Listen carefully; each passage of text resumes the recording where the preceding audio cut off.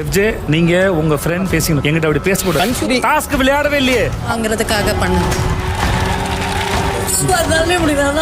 நண்பர்கள் அனைவருக்கும் வணக்கம். இன்னைக்கான 3வது ப்ரோமோ ரிலீஸ் ஆயிருச்சுங்க. இந்த ப்ரோமோல என்னெல்லாம் நடந்தது அப்படின்றத பத்தி தான் டீடைலா நம்ம டிஸ்கஸ் பண்ண போறோம். அதுக்கு முன்னாடி வீடியோக்கு ஒரு லைக் மட்டும் போடுங்க.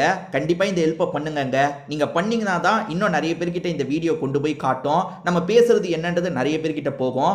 இந்த ஹெல்ப்பை மட்டும் எனக்காக பண்ணுங்க. அதே மாதிரி சப்ஸ்கிரைப் பண்ணாம இருக்கீங்கன்னா கண்டிப்பா சப்ஸ்கிரைபும் பண்ணி வச்சுக்கோங்க.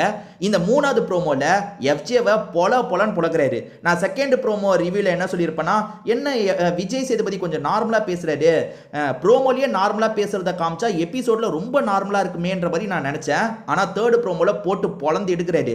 அதாவது இந்த எஃப்ஜே வந்து கூட பேசிட்டு இருக்கான், விஜய் சேதுபதி கூட பேசியிருக்கான் போல. விஜய் சேதுபதி இந்த ப்ரோமோட ஸ்டார்டிங்கே ஒன்று சொல்றாரு, எஃப்ஜே உங்க ஃப்ரெண்டுங்க கூட பேசுற மாதிரி என்கிட்ட பேசக்கூடாது, அது கரெக்டா இருக்காது, என்கிட்ட அப்படி பேசாதீங்க, நார்மலா பேசுங்கன்ற மாதிரி சொல்றாரு. அதாவது அண்ணன் கூப்பிட்டு பேசுறாருல, இதெல்லாம் வந்து சரியில்லைன்றது தான் விஜய் சேதுபதி இந்த இடத்துல சொல்றாரு. அவன் என்ன சொல்றான்னு பாத்தீங்கன்னா, அண்ணன் இந்த அதாவது நான் கன்ஃபியூஸ் ஆயிட்டேன், அதனால தான் சில தப்பெல்லாம் நடந்து போயிருச்சுன்ற மாதிரி சொல்றான். அதுக்கு விஜய் சேதுபதி பயங்கரமா டென்ஷன் ஆயிட்டாரு. என்ன கன்ஃபியூஸ் ஆயிருச்சுன்னு சொல்றீங்க, டாஸ்க ஒழுங்கா விளையாடல, கேரக்டர்ல நீங்க ஒழுங்கா மெயின்டைன் பண்ணல, அதே மாதிரி வந்து சமைக்க முடியல, எனக்கு கஷ்டமா இருக்குன்னு சொல்றாங்க.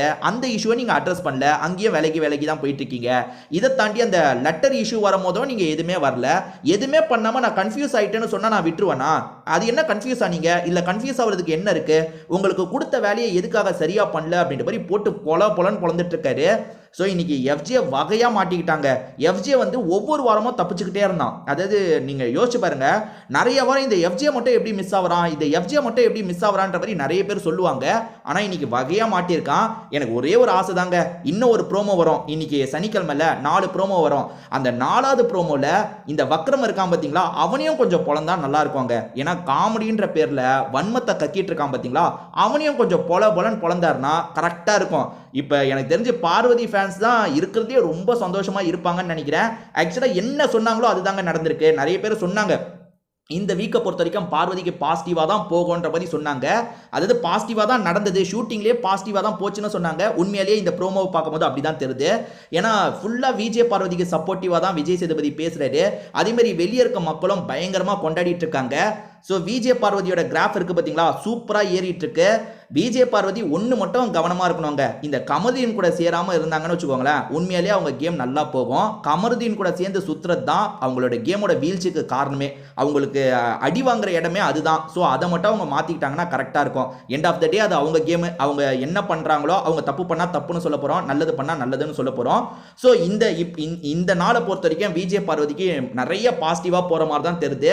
இந்த எஃப்ஜே கிட்ட எதுக்குமே பதில் இல்லை. ஏன்னா இவன் நிறைய தப்பு பண்ணி வச்சிருக்காங்க. இப்போ இந்த ப்ரோமோல ஒரு தப்பு ரிவீல் ஆகுது. ஏன்னா இது லைவ்ல வந்ததா என்னன்னு தெரியல, பார்த்துருந்தீங்கன்னா சொல்லுங்க. ஏன்னா இந்த ப்ரோமோல ஒன்று ரிவீல் ஆகுது. அது என்னன்னா, சாண்ட்ரா உங்ககிட்ட ஏதோ சொன்னாரேமா, என்ன சொன்னாரு அப்படின்ற மாதிரி விஜய் சேதுபதி கேட்கிறாரு.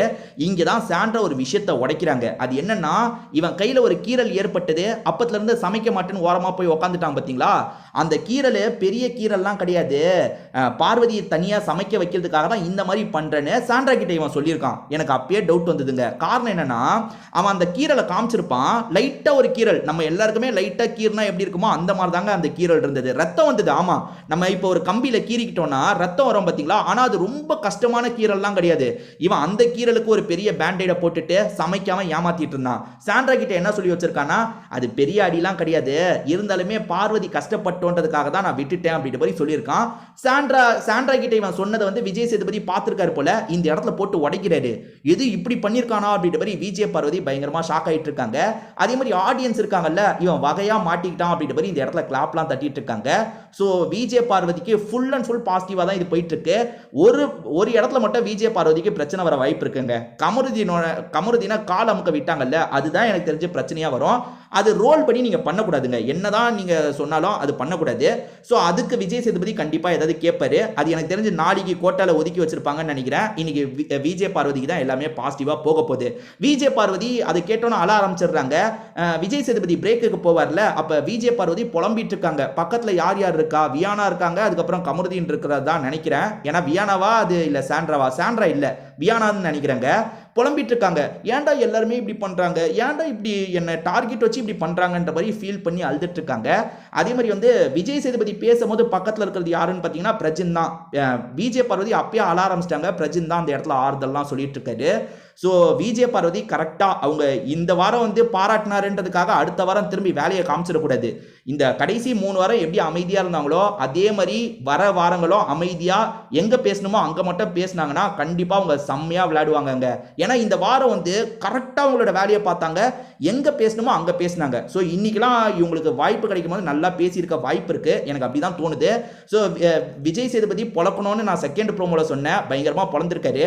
அடுத்த ப்ரோமோவில் வக்ரத்தை பொழந்தாருன்னா நல்லா இருக்கும். இதை பற்றி நீங்கள் என்ன நினைக்கிறீங்க, உங்களோட கருத்து என்னன்றதை சொல்லுங்க. திரும்பி வேற ஒரு வீடியோவில் நம்ம பார்க்கலாங்க.